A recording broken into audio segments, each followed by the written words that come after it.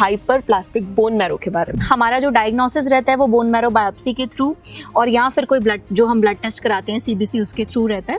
And इसमें जो treatment भी रहेगा उसमें हम मेन अंडरलाइन कॉज पे फोकस करेंगे कि किस कारण की वजह से बोन मैरो जो है वो हाइपरप्लास्टिक है। सो डॉक्टर साहब, नेक्स्ट रेयर डिजीज जिसके बारे में मैं आपसे जानना चाहती हूँ वो है pancytopenia. White blood cells, red blood cells और प्लेटलेट्स तीनों ही जो है वो कम हो जाते हैं। आपसे जानना चाहूंगी ल्यूपस मायोसाइटिस के बारे में। मसल स्केलेटल मसल्स स्पेसिफिकली जो होती हैं उसमें इन्फ्लेमेशन हो जाती है। डॉक्टर साहब, अब मैं आपसे जानना चाहती हूँ सार्कोपीनिया के बारे में। एंड ये यूजुअली एजिंग के थ्रू या किसी पेशेंट को कोई क्रॉनिक इलनेस है उसके थ्रू या फिर पुअर न्यूट्रिशन इनटेक है उसके थ्रू। अच्छी बात ये है कि ये जो कंडीशन है इसको हम धीरे धीरे प्रोग्रेसिवली बेटर कर सकते हैं। अगला जो हम बात करने वाले हैं वो उतना रेयर नहीं है, वेरी कॉमन है, बहुत से लोग उसको फेस करते हैं, that is foot corn.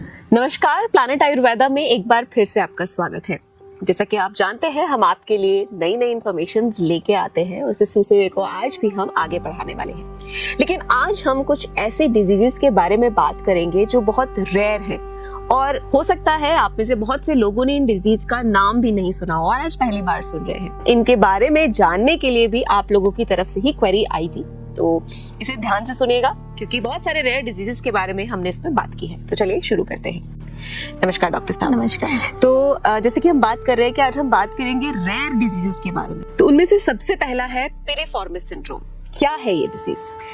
Piriformis जो है वो एक मसल है जो कि हमारे बटक रीजन में डीप लोकेटेड होती है और वो क्या करती है कि जो हमारी शाइटिक नर्व है उसको इरिटेट और कंप्रेस कर देती है। तो जो इरिटेशन और कंप्रेशन है वो यूजुअली होता है हमारे मसल की वजह से, पिरिफॉर्मिस मसल की वजह से, जिसको हम पिरिफॉर्मिस सिंड्रोम बोल देते हैं। और इसमें क्या होता है कि पेशेंट को यूजुअली जो है वो पेन रहती है जब वो बैठता है, चलता है या सीढ़ियां चढ़ता है या फिर कोई बहुत ज्यादा फिजिकल एक्टिविटी कर रहा है, तो उस टाइम पे पेशेंट जो है वो पेन फील करता है। एंड इस कंडीशन को पेशेंट बहुत रॉन्गली जो है वो मिमिक करते हैं शाइटिका से। ओके। बट ये ऐसी कंडीशन है कि जो थोड़ा बहुत फिजिकल एक्टिविटी करने से, फिजियो करने से या एक्सरसाइज करने से ये बेटर हो जाती है एंड ये ठीक हो जाता है। ओके। सो डॉक्टर साहब, अगला सवाल जो मैं आपसे जानना चाहती हूँ वो है हाइपरप्लास्टिक बोन मैरो के बारे में। हाइपरप्लास्टिक बोन मैरो का मतलब है कि जो हमारा बोन मैरो है वो नॉर्मल से ज्यादा काम कर रहा है, जिसकी वजह से जो ब्लड सेल्स हैं बोन मैरो बनाता है वो ज्यादा बन रहे हैं। और ये पर्टिकुलरली ऐसा नहीं है कि ये फर्स्ट गो में होगा, ये किसी डिसीज के एसोसिएशन में होता है। जैसे अगर किसी को क्रॉनिक एनीमिया है या कोई पेशेंट को कोई हेमोलिटिक डिसऑर्डर है या कोई ब्लड लॉस हो गया है या कोई सर्टेन ब्लड डिसऑर्डर है जिसकी वजह से ये हो रहा है, तो ये जो है वो कीमोथेरेपी के साइड इफेक्ट्स की वजह से, कि अगर किसी का लॉन्ग टर्म से कीमोथेरेपी चल रहा है तो उसकी वजह से भी आपको हाइपरप्लास्टिक बोन मैरो जो है वो देखने को मिल सकता है। तो इस चीज में हमारा जो डायग्नोसिस रहता है वो बोन मैरो बायोप्सी के थ्रू और या फिर कोई ब्लड जो हम ब्लड टेस्ट कराते हैं सीबीसी उसके थ्रू रहता है। एंड इसमें जो ट्रीटमेंट भी रहेगा उसमें हम मेन अंडरलाइन कॉज पे फोकस करेंगे कि किस कारण की वजह से बोन मैरो जो है वो हाइपरप्लास्टिक है। सो डॉक्टर साहब, नेक्स्ट रेयर डिजीज जिसके बारे में मैं आपसे जानना चाहती हूँ वो है पैनसाइटोपेनिया। पैनसाइटोपेनिया जो है वो एक ऐसी कंडीशन है जिसमें आपके white blood cells, red blood cells और प्लेटलेट्स तीनों ही जो है वो कम हो जाते हैं।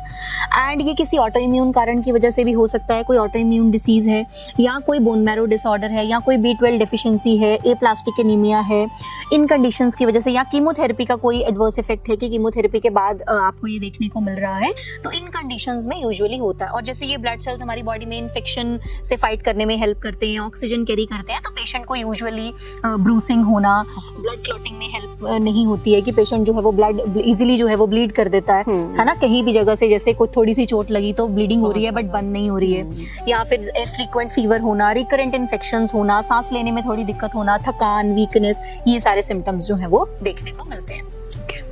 तो नेक्स्ट मैं आपसे जानना चाहूंगी ल्यूपस मायोसाइटिस के बारे में।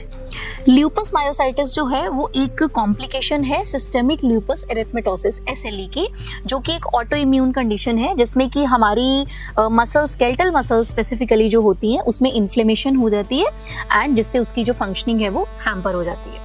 एंड इसके जो सिम्टम्स रहते हैं इसमें पेशेंट को जैसे चलने में दिक्कत, वीकनेस होना, सीढ़ियां चढ़ने में दिक्कत होना, क्योंकि जितनी भी स्केलेटल मसल्स हैं वो प्रॉपर्ली इन्फ्लेम्ड हैं, तो उसकी जो फंक्शनिंग है वो प्रॉपर नहीं हो पाएगी। आप चल नहीं पाओगे, उठ नहीं पाओगे, बैठ नहीं पाओगे। तो ये सारी जो आपकी जितने भी आपके एक्शंस हैं जो आप कंट्रोल कर पाते हो कि आप खुद से उठ पाते हो, खुद से चल पाते हो, वो सारे नहीं हो पाएंगे। एंड इसके डायग्नोसिस के लिए जो हमारे, क्योंकि ऑटो इम्यून कंडीशन है तो इसमें ANA पॉजिटिव रहता है, क्रेटिन काइनेज जो एंजाइम है वो बढ़े हुए रहते हैं। डॉक्टर साहब, अब मैं आपसे जानना चाहती हूँ सार्कोपीनिया के बारे में। सार्कोपीनिया जो है वो एक ऐसी कंडीशन है जिसमें कि प्रोग्रेसिव आपकी जो मसल्स हैं, मसल मास है उसका लॉस होता है, उनकी स्ट्रेंथ का लॉस होता है एंड मसल्स की जो परफॉर्मेंस रहती है वो भी डिक्लाइन होती जाती है। एंड ये यूजुअली एजिंग के थ्रू, या किसी पेशेंट को कोई क्रॉनिक इलनेस है उसके थ्रू, या फिर पुअर न्यूट्रिशन इनटेक है उसके थ्रू, या फिर कोई लॉन्ग टर्म से इनएक्टिव है, जैसे पेशेंट जो है वो इनएक्टिविटी है, फिजिकली बिल्कुल वर्किंग नहीं है, या कोई जैसे किसी को क्रॉनिक इलनेस रहती है तो पेशेंट का जो बेड रिडन पेशेंट्स होते हैं तो उनमें लॉन्ग टर्म के लिए फिजिकल एक्टिविटी नहीं होती, तो उन पेशेंट्स में ये यूजुअली देखने को मिलता है। एंड ये अच्छी बात ये है कि ये जो कंडीशन है इसको हम धीरे धीरे प्रोग्रेसिवली बेटर कर सकते हैं with the good nutrition, diet, strength या ट्रेनिंग एक्सरसाइजेस के थ्रू, थोड़ी फिजिकल एक्टिविटी के थ्रू, या अच्छी डाइट या प्रोटीन इनटेक ज्यादा करने से ये बेटर हो जाता है धीरे धीरे। ओके, तो अगला जो हम बात करने वाले हैं वो उतना रेयर नहीं है, वेरी कॉमन है, बहुत से लोग उसको फेस करते हैं, that is foot corn. Foot corn जो है वो स्किन हार्डनिंग होती है, छोटी सी स्किन हार्डनिंग होती है हमारे फुट रीजन में। एंड इसमें क्या होता है कि जब रिपीटेडली जो है वो फ्रिक्शन या प्रेशर की वजह से वो स्किन जो है वो हार्ड होनी शुरू हो जाती है। एंड ये यूजुअली डेवलप होती है किसी को कोई टो डिफॉर्मिटी है, या कोई ये टाइट शूज पहन रहा है, या कोई हाई हील्स वेयर कर रहा है ना, तो इसकी वजह से ये डेवलप हो जाती है। एंड जो ये स्किन हार्ड होती है ये सेंटर से ना बहुत ज्यादा हार्ड होती है, जो कि हमारे डीपर टिश्यूज में जाके ना पेन कॉज करते हैं। जब हम चलते हैं, वॉक करते हैं, तो उस टाइम पे आपको जो है वो पेन रहता है। तो इसके लिए हम यूजुअली ये कर सकते हैं कि हम ऐसे शूज पहने जो कि सॉफ्ट हो, है ना, वहाँ पे प्रेशर क्रिएट ना करें। एंड ऐसी ऑइंटमेंट्स या ऐसा कोई मॉइस्चराइजेशन या कुछ ऐसा यूज करें जिससे कि स्किन जो है वो थोड़ी सॉफ्ट हो। तो वैसी चीजें जो है वो हम अपनी डेली रूटीन में इंक्लूड कर सकते हैं जिससे कि ये फुट कॉर्न्स जो है वो नहीं होते एंड ठीक हो जाते हैं। Okay, alright doctor, thank you so much. And I hope आप लोगों को भी कुछ नई जानकारी मिली होगी, और उसमें से किसी भी डिजीज के बारे में अगर आप विस्तार से जानना चाहते हैं, उसकी ट्रीटमेंट, उसकी रेमेडीज के बारे में जानना चाहते हैं, तो हमें कमेंट बॉक्स में जरूर लिख के बताइएगा, हम उस पर फुल फ्लेज्ड वीडियो आपके लिए जरूर बनाएंगे। तो फिलहाल के लिए दीजिए इजाजत, मिलते हैं अगली वीडियो में कुछ और नई जानकारी के साथ। तब तक के लिए नमस्कार। www.planetayurveda.com पर जाएं और वहाँ पे हमारे जो कंसल्टेंट्स हैं पूरे वर्ल्ड से हमारे पास पेशेंट्स जो है कंसल्ट करते हैं आयुर्वेद के रिलेटेड। हमारे MD आयुर्वेदा डॉक्टर्स हैं जो कि व्हाट्सएप वीडियो कंसल्टेशन के थ्रू आपको कंसल्टेशन देते हैं, और आप ऑनलाइन अपॉइंटमेंट बुक कर सकते हैं, और अपने जो फ्रेंड्स हैं, जो फैमिली के लोग हैं, उनको आप बता सकते हैं।